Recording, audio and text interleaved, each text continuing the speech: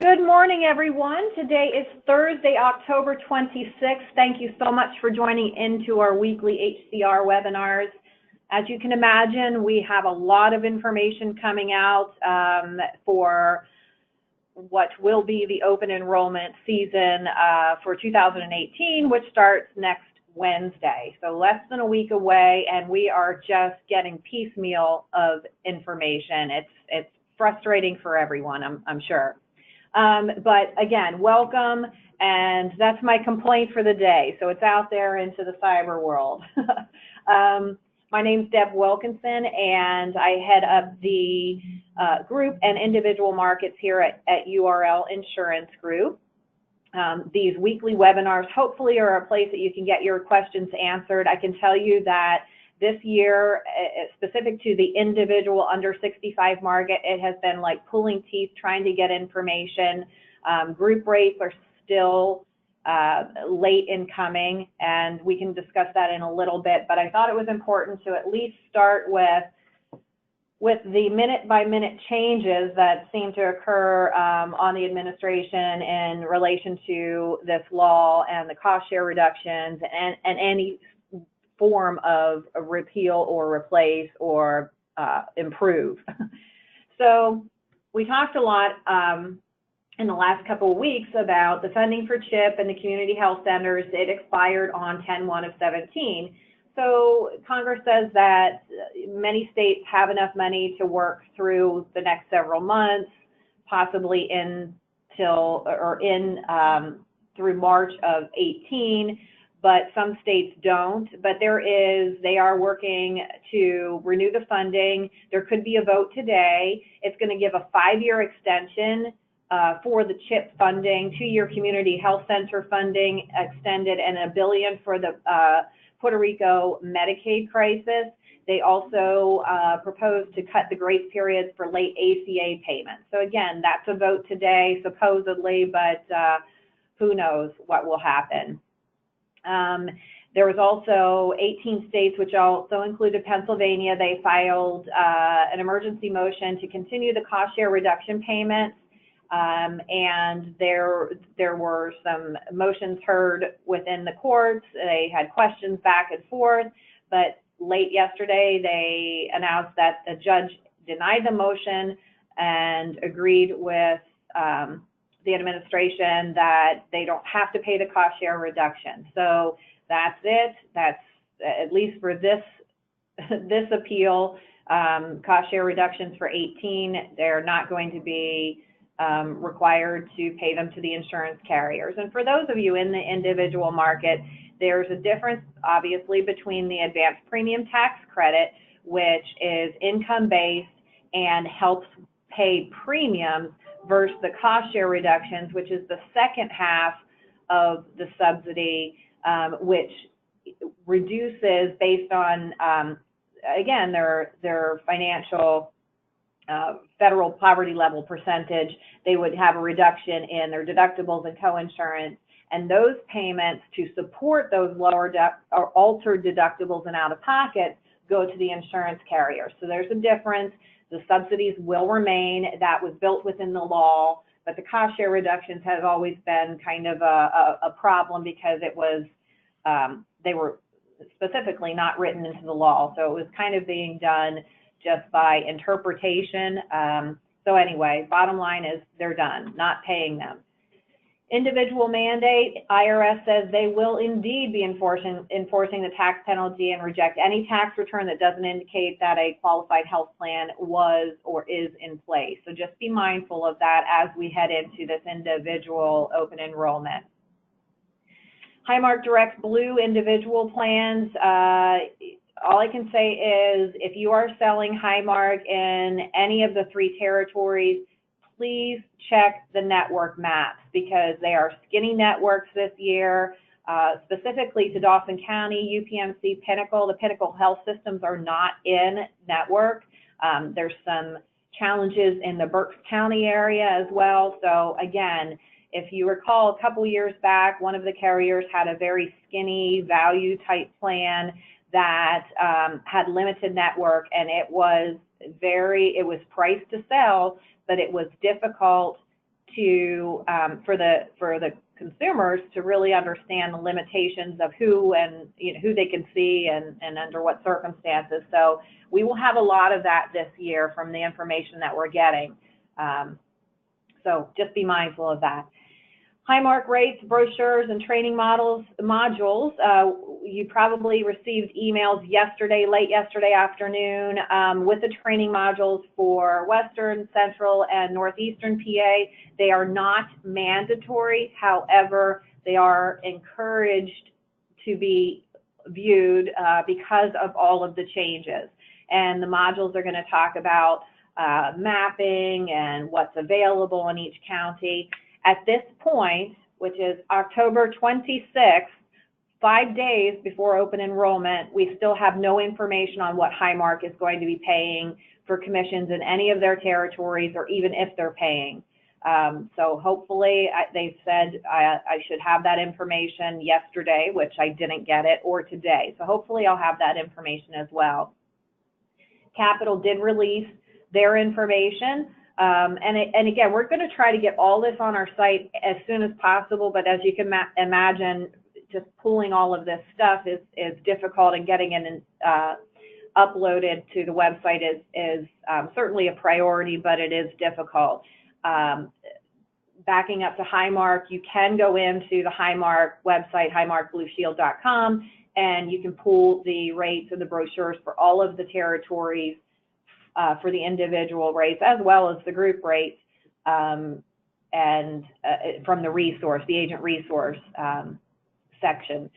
But again, we'll load those as much as possible or quickly as possible. Capital, we have the brochure and the PowerPoint from the webinar that was on Tuesday. So we do have that information as well. Also, a lot of this information will be in my newsletter that's coming out in about 15 minutes, so check that as well. Independence, we did just receive information on that. Again, we don't have that in our web. Oh, you know what? Let me just check. See, I'm losing my mind because we have, yes, independence brochure and rates will also be in my newsletter. The National General Short-Term Major Medical, I forgot to include the flyer.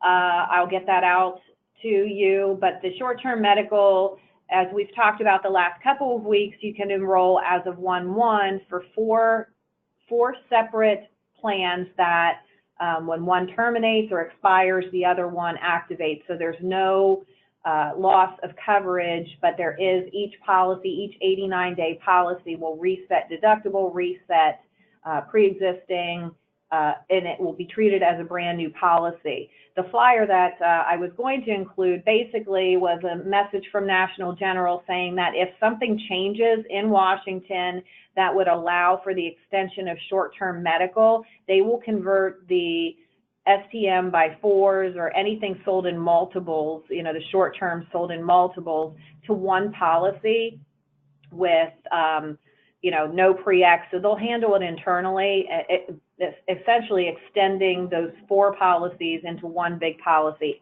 if anything would change in Washington to change the 89-day limit rule. UPMC, the correction to the expansion, they are actually using general agents. There's a training webinar for individuals on how to submit plans. That is all online, as is Highmark. Highmark is all online. And there is a training session in Pittsburgh tomorrow. If you guys have already registered for that, or I will not be there, unfortunately, but it is going on tomorrow, and they're going to talk about their plans. So how the heck can I quote individual major medical? I can tell you on our site we do have a tool, but it does not have the updated rates yet. So the best way to do it at this point, other than using the paper rates from our site or uploading them from the carrier sites, is to go here and preview these plans and prices. It is shocking what the rates are this year. Of course, we've all heard about it in the news, but it is really, really shocking. And because the silver plans have been rated so high, the subsidies are very high. So, it's kind of a catch-22. when you look at the rates, what you're going to see are the silver plans are quite a bit more expensive than the gold plans.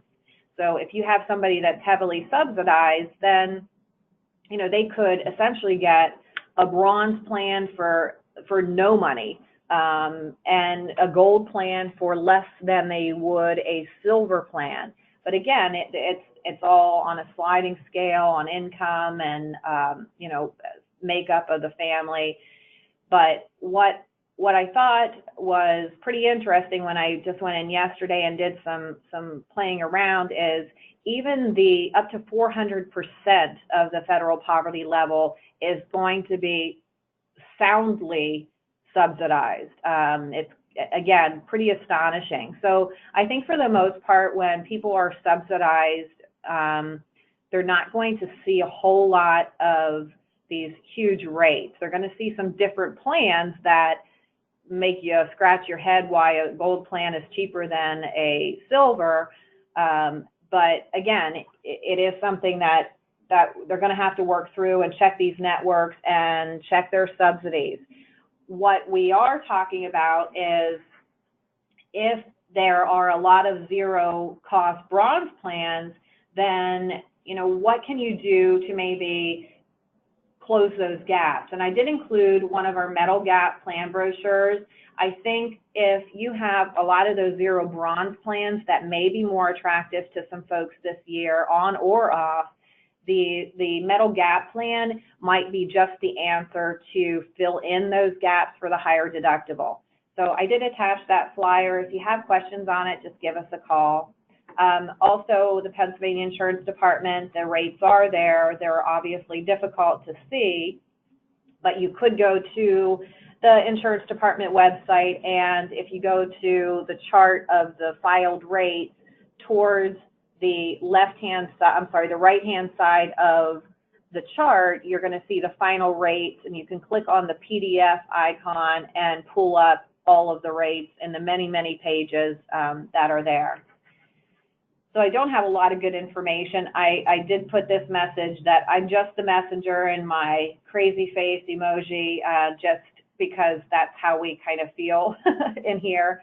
But I did want to kind of go over this quickly, which is always important to those of you still in the individual segment. UPMC is $10 per member per month on the partner and the select networks. The premium network is not paying commission. It's $10 per member per month first year, $5 per member per month renewals. But again, that's only for the two networks, not the premium network.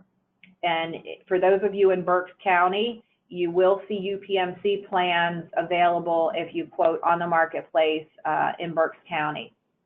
Independents, they are paying commissions for 2018. It does include 2017 new business that was not paid. That would be paid at renewal.